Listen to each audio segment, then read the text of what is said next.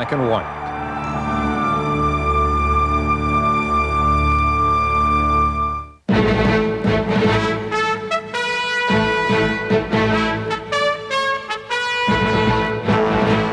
This is ABC News Nightline. Reporting from Washington, Ted Koppel. We're not big on anniversary programs here at Nightline, but this one, for a variety of reasons, is different. 50 years ago, America was still largely segregated by law. Not everywhere, but if yours was a black family driving south from Washington, D.C., for example, you knew your kids wouldn't be able to use the bathroom at most service stations. You wouldn't be able to eat at lunch counters with white customers. And unless it was an all-black motel, you and your family wouldn't be able to put up there for the night. In theory, facilities were separate and equal. In reality, they were just separate. And that applied to baseball, too. The majors were all white. Black fans had what was known then as the Negro League. What some black sports writers knew back then that their white colleagues might not have known was that some of those Negro League players were better than just about anyone else in the majors. Sam Lacey, who is now 93, has been sports editor of the Baltimore Afro-American since 1943, and he's been a sports writer much longer than that. He knew how good some of those black ball players were, and he started agitating to get a black player into Major League Baseball back in the late 30s. When you tell the story of Jackie Robinson, who eventually fulfilled that role, Sam Lacey is more than just a footnote. If it hadn't been for Branch Rickey, there would have been no Jackie Robinson. And if it hadn't been for Branch Rickey, there would have been, you don't know how soon baseball would have been desegregated. Now, there are some people who even say if it hadn't been for Sam Lacey, might not have been Branch Rickey. Well, no, that's... Yeah, but you were agitating way back, yeah, weren't you? I was, but... You were a real troublemaker back then. That's the first time I've been called that. Yeah, but you were, weren't you? I mean, I'm I've sure. been called Crusader. Yeah. and just about everything, but I've never been called a troublemaker. Well, I'll bet there were a lot of people in Major League Baseball back in the 1930s who thought you were a Major League troublemaker. And there were some in the black leagues. In the black leagues, too? Oh, absolutely. Why? Because they claimed that I was breaking up the league. I looked upon the black leagues as an institution, but they were also a symbol of segregation, a symbol of separate but unequal. So I told him that I'd rather destroy the symbol than to live with it. Some of the Negro League players claimed that I was doing the same thing. And I was approached one time where the guy said, you got to realize, Sam, that you're putting 400 people out of jobs, 400 black ball players out of jobs. And my answer to that was that Abraham Lincoln put 400,000 black people out of jobs when he signed the Emancipation Proclamation. What gave you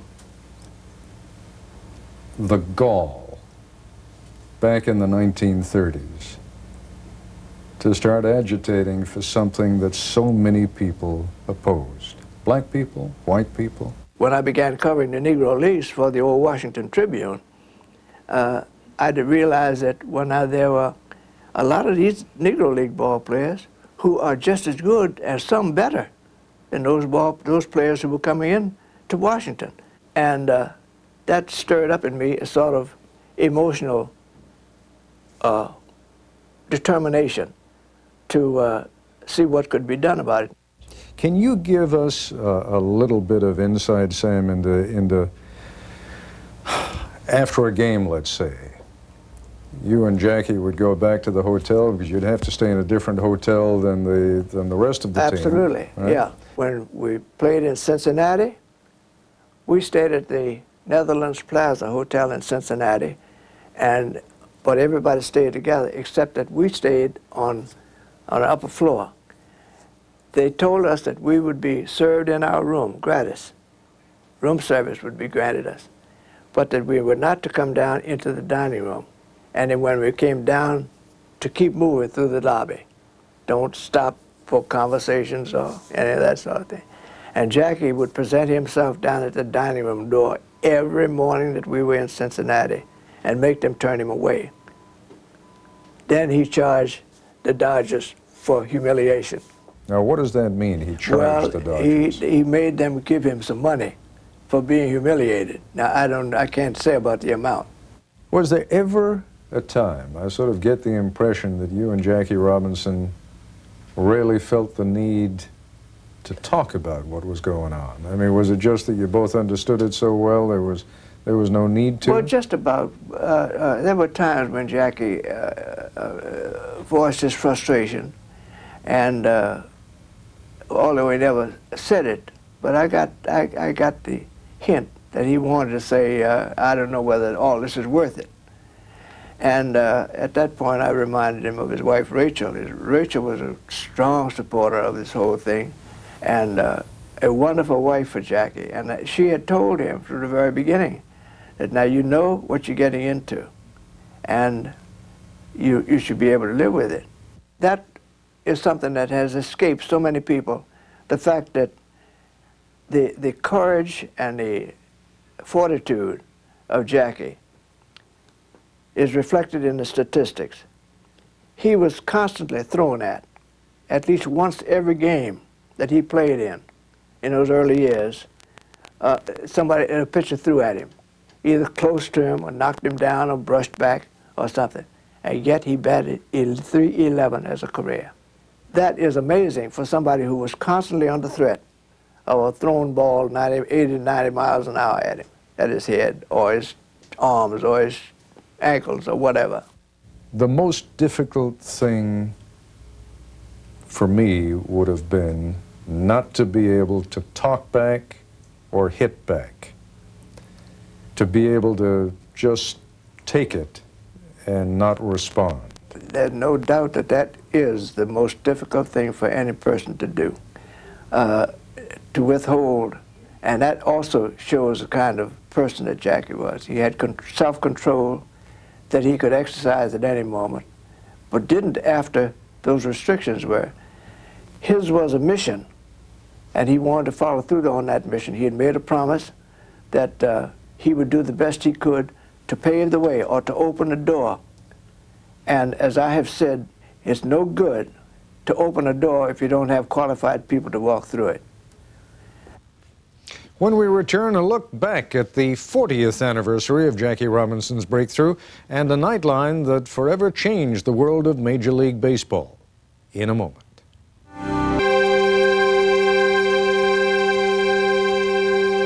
Back in 1972, just days before he died, Jackie Robinson said this. I'm extremely proud and pleased to be here this afternoon, but must admit I'm going to be tremendously more pleased and more proud when I look at that third base coaching line one day and see a black face managing in baseball. That was an issue I raised exactly 10 years ago on the 40th anniversary of Jackie Robinson's entry to the majors. My guests that night, author and baseball writer Roger Kahn, and the vice president for the Los Angeles Dodgers, Al Campanis. Mr. Campanis, it's a legitimate question. Why is it that there are no black managers, no black general managers, no black owners? Well, Mr. Koppel, there have been some black managers, but I really can't answer that question directly. The only thing I can say is that you have to pay your dues when you become a manager. Generally, you have to go to minor leagues. There's not very much pay involved, and some of the better known black players have been able to get into other fields and make a pretty good living in that way. Yeah, but you know in your heart of hearts, and we're going to take a break for a commercial, you know that that's a lot of baloney. Just tell me, why do you think it is? Is there still that much prejudice in baseball today? No, I don't believe it's prejudice. I truly believe that they may not have some of the necessities to be, let's say, a field manager or perhaps a general manager. I had a sense at first that Al Campanis might have misspoken, but he said it so many different ways that night that there was no mistaking his meaning. Roger Kahn spelled it out.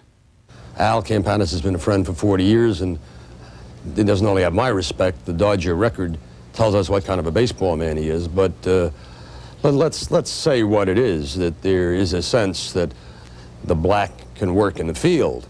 He can work in the cotton field, and he can work on the ball field.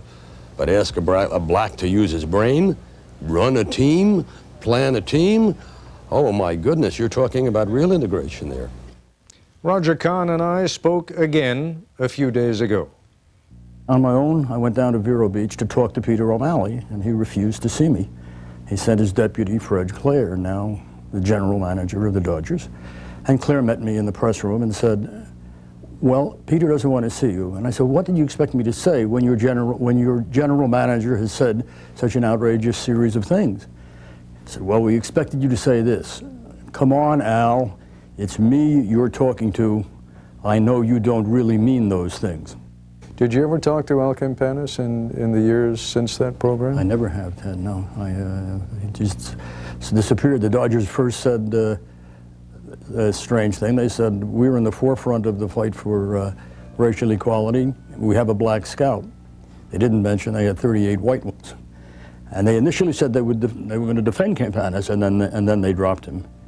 And the whole thing is such a terrible sort of a pestilence for them, because here was the team that integrated baseball before Brown versus Topeka, before there was a Martin Luther King, really integrated the country, and their general manager is the rockhead who says this awful thing that people have been whispering. As we look back now, in the overall scheme of things, did it make a difference, that program 10 years ago? That was, I think, the most important program as far as sports and race relations that has ever been on. And yet you're saying not that much has changed. Not that much has changed. But there are more blacks in the press box. When I started, in not Jurassic age, in the 50s, 9 New York papers, there was not a black sports writer. In St. Louis, there was a sports writer from a black newspaper. He had to sit in the back row. The field was integrated before the press boxes were integrated. And that's, of course, that's changed radically. Talked with Carl Erskine of the Dodgers about the day we went to the Chase Hotel in St. Louis, and they took us, but they wouldn't take Robinson. Erskine, a great pitcher, said to me, why didn't we check out with Jack? And he said, I had to stay with the team, maybe, but why didn't you check out? And I didn't have an answer. He said, because our consciousness wasn't raised yet. And then the next year they said to Robinson, you can stay in the Chase Hotel in St. Louis with 2 provisions. You may not eat in the dining room, and you may not swim in the pool, lest his color run and intermix with the chlorine.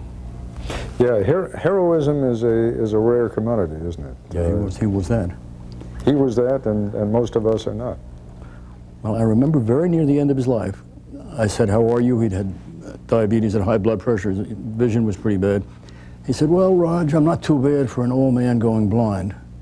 And I said, Jack. He said, no, I'll be all right. These days, the world of professional sports looks very different than it did when Jackie Robinson played ball. When we come back, Robinson's legacy and today's superstar African-American athlete.